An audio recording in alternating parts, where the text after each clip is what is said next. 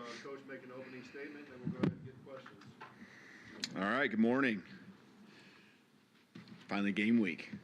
So I'm sure just like everyone across the country and our fan base, our players are excited. So they've put a lot of work in. The thing I guess I'm most impressed with is just how they've sustained a high level of energy, not just the first week or the first 2 weeks. They've really sustained a high level of energy, focus, all the way through camp. And, Saturday was, I think, a great example for us.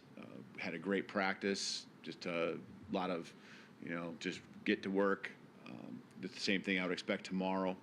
But, you kind of get that week out and things like that. And I was just really impressed with our guys' mindset. And yesterday, again, just getting the guys together and getting their workouts and just the film sessions and just the level of attention to detail. They're excited to play and excited to hit someone else. Really looking forward to this Saturday against a Western Kentucky team that, coached by Coach Helton. A lot of respect. I know our staff has a lot of respect, both sides of the ball, myself included. We know Coach Helton's done a great job there at Western Kentucky, as well as the rest of his career.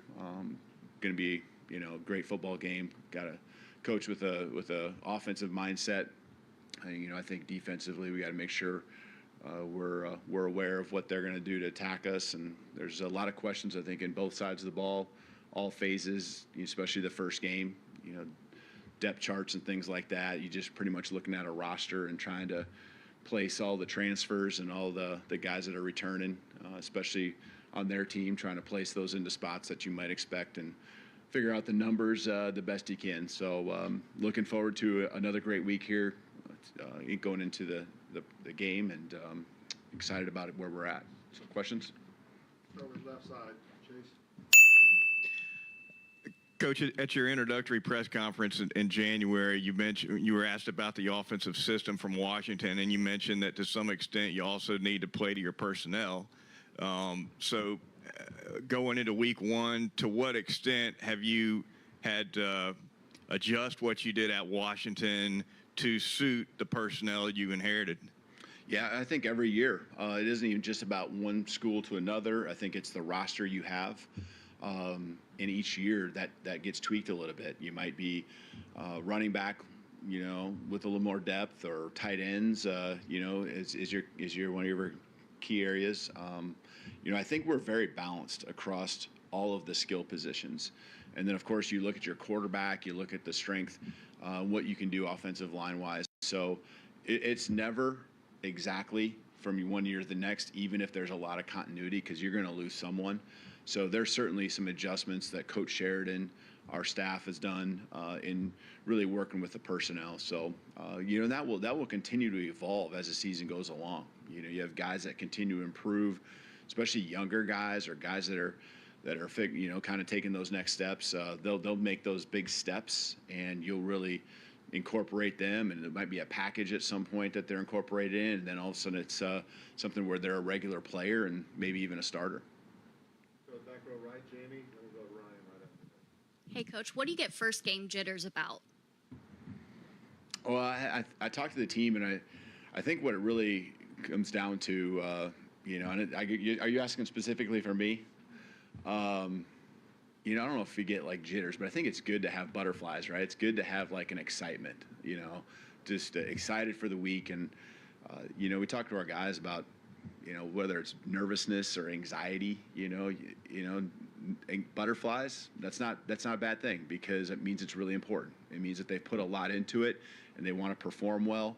I think it always comes down to your preparation. And if you've prepared the best you can and you're ready, and more than your opponent, and done everything possible all week long, as well as your teammates.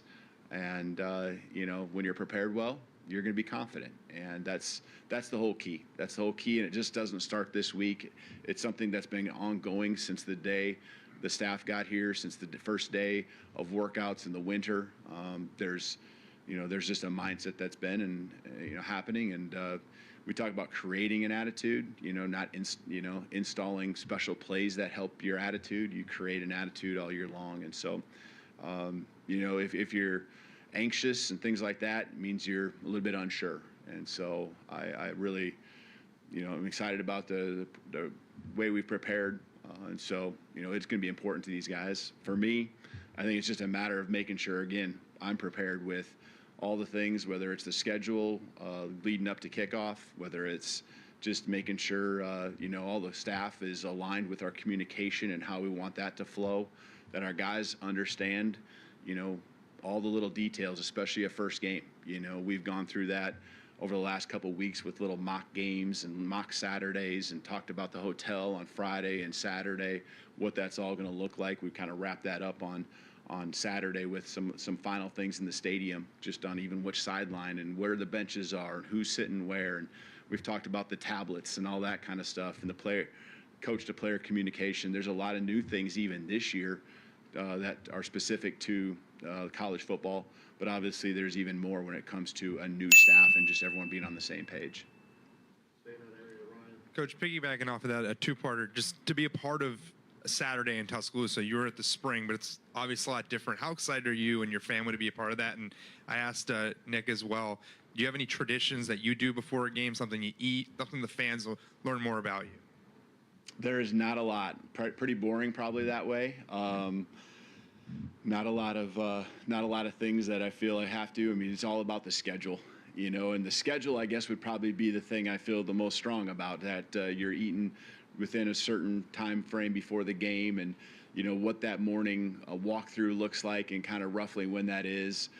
It changes if it's a morning game, afternoon game, evening game, but I also want to hear what our players have done, and so there's a couple things on Friday that we'll tweak maybe from what I've done, and it's really, I've been okay with it at other places. It's just a matter of those teams didn't want to do some of those things. It might be when you do your chapel, might be when the other activities. Do teams like go to movies and things like that on Friday? So a lot of those things, I think from team to team, it's always different. Back over to the left side, Tony.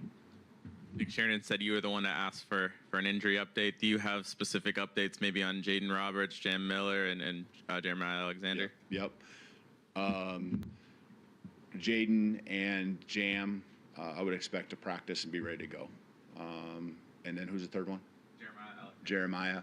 Would not probably expect him. And I know, you guys have seen him and just know the timeline, but he'll be close. He'll be close. All right, Emily Grace, back right. Coach, this time a year ago, you were prepping for your first game at Washington, and now you're here wearing crimson. What's the most important thing that you've learned about yourself in the last year or so? I think you just always are confirming the things that you believe in, whether it's football related, whether it's just staff related, and how you bring a team together. You just always trying to adjust and evolve, but also confirm the things that are like your real deep beliefs. And a year ago, a lot of those things continue to just be verified. And as we bring it together, you kind of look to those things and are counting on those things to help build this team and what we're trying to accomplish here at Alabama. Charlie, on the right side. Hey, Coach. After the first couple of days of camp, you spoke highly about the steps that Jalen Milroe took. Just how have you seen him maybe continue on that trajectory over the course of the preseason? Sure, he's been consistent, and that's what I think one of the biggest qualities that you can have is consistent. Obviously you want it consistently at the highest level you possibly can, but you want to walk on the field, and this is for any player, but I think this is something that Jalen's done a better and better job of since we've gotten here, and it's what you're going to get when you get out there. Whether it's the attitude and the effort. Again, the play on the field. There really haven't been some crazy highs or crazy lows. I think he's just continuing to build, continuing to work with his guys, whether it's the offensive line and the communication and making sure he's on the same page with maybe protections, run checks or whatever it might be, the receiving core on timing of routes, a lot of communication. I think he continued to grow and evolve, as well. So the consistency, I really have an appreciation for what he's done. He's been really patient going way back to the spring on letting us, just put the offense in, in the progression that we're used to and the things that we see. You know, you always see things that you want to get in, and these are the things that you did really well. And we get to those. But there's a progression with the teaching that's happening. I just appreciate the patience he's had from the very beginning when we got here on getting through all of it and now being ready to play week 1. Time for a few more questions, starting with Stephen. Coach, can you speak on just the consistency of Caleb Oldham as a complete receiver? Yeah, Caleb, I mean, you know, as a young guy coming in, he really, you know, turned our heads, I know, this spring, just because it felt like he was always lined up in the right spot and never did see him overwhelmed physically with his height. You know, there was times where he actually stood out and made some really big plays and continued to do that. You know, going over the top of guys is something that, you know, is going to be, you know, a great value to our football team, not just this year, but in the years to come. So he's just been steady, you know, that's a great quality. And I think he is someone who really, you know, looks at things and learns from his mistakes, obviously, but he also learns from others. And so got a great want to about him. You know, he really wants to do big things, and each and every day puts in the work. So I'm proud of what he's done up to this point. You put him out on the football field, and you're not really like looking at him worried about, man, does he know what he's doing? You know, that's not the case with him. Got questions standing up all the way in the back. What will you be thinking about the moment you walk out of the tunnel at game time on Saturday, knowing this is the real thing?